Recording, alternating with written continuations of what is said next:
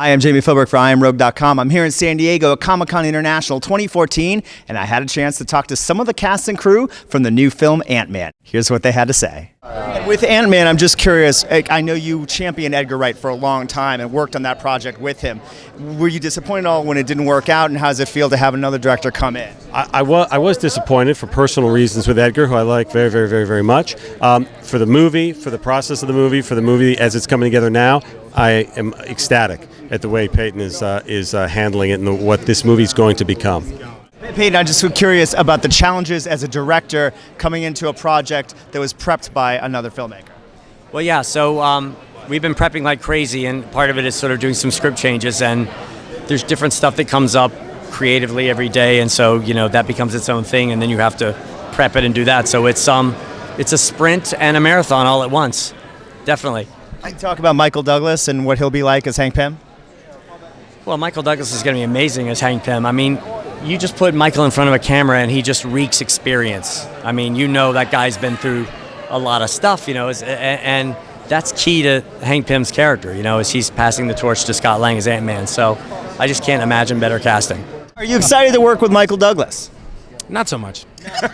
He's not so good, right? He's kind of cranky. I'll be honest with you. I was not familiar with any of his work.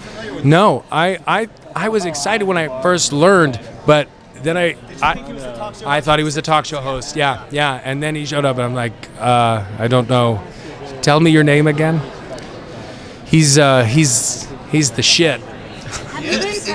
It's amazing. Did rehearsals? No, I talked to him. We've had dinner a couple of times, and I've talked to him on the phone. He is the most approachable, funny, easygoing, cool dude, and he is in that handful of people that are on like this planet that I'm around and going, oh my God, I cannot believe I'm talking to Michael Douglas, and I get to work with him. It's unbelievable.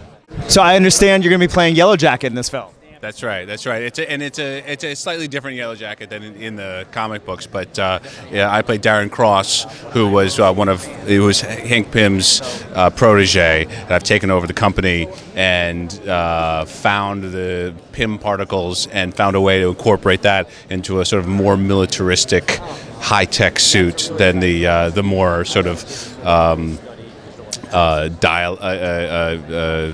the old suit that Ant-Man had, and so then I become Yellow Jacket. Yeah. Were you familiar with the character, and what did you think of the script when you first read it? I wasn't familiar with the character. I mean, I think he's one of the older characters from the Ant-Man comic books, but the script it started out awesome, and it just keeps getting better. I really.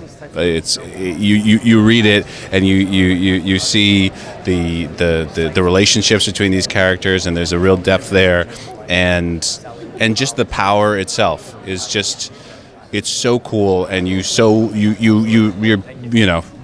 10 pages into reading it and you're like, I want that power. I've been with Adam every day pretty much for 6 weeks, and we've spent a lot of time on it, and I love where we're at.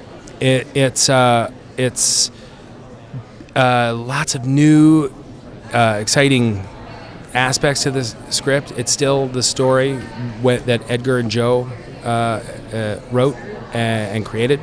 And we're a few weeks away, and while we're still kind of polishing some things, I feel really good and excited about where we're at. I think that